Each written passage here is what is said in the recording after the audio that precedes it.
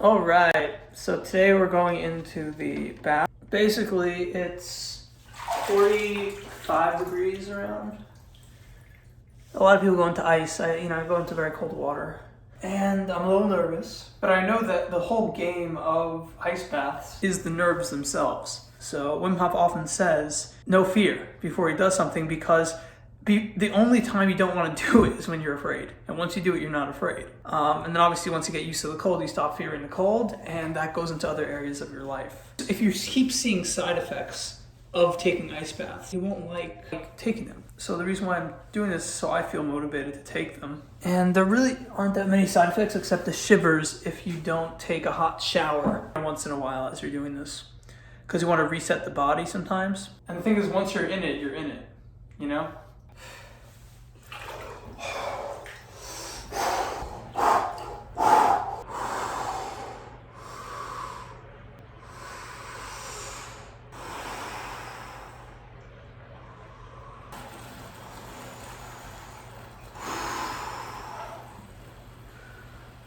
So I'm going easy on my body because I always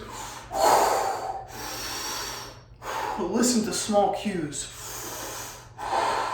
So pain is not an indicator of not doing it as a good idea. I'll get out. But what pain does indicate is how gradually you should get into the ice bath. And so people think that part of the ice bath is fighting the pain.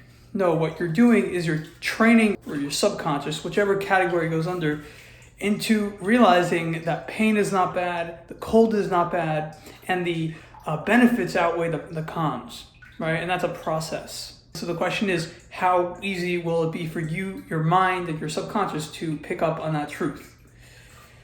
And then there's a bigger question, is it worth it? The way I see it is people are able to do it because they can get 100,000 views or 10 million views on did ice bath for 100 days in a row. And they have this professional working with them, making their layout look amazing, and their marketers, people investing in them are like, yeah, it's amazing. So you see this Asian girl, she looks scrawny and she goes into the ice, probably 20 degrees or less, as if it's nothing. And the reason why she's able to do it is because she has a system, she's motivated, making money off of it, millions and millions of views. The reason why Wim Hof learned to love the cold was because it took away the pain of overthinking about his, lost wife back in the day. Plus, you feel unique, and you're breaking Guinness World Records. So the esteem factor is a big one. So don't compare yourself to Wim Hof, because he just got lucky in terms of being in a system that works for his subconscious. And you're not trying to impress anyone. You're not trying to hurt your body. And once you realize that, you won't go crazy about trying to fall into these cults. Now, I don't want to call it a cult. No one does. But if you realize what a cult is, it's just like-mindedness, allowing a specific perception to be present, then you'll realize, yeah, it's kind of a cult. Even though the word cult has a bad rep and no one wants to be called it. So, I'm glad you found this video. I hope this will teach you that you don't need to pressure yourself to take ice baths. You always want to do the minor dose. Oh, and the last idea is you want to train your body not to believe that you consciously are what's fixing its mechanisms. You want to train the homeostasis and equilibrium facets to do the job for you. You're trained to be more methodical and well thought out because of the other benefits that come from these practices. So that's what you're aiming for.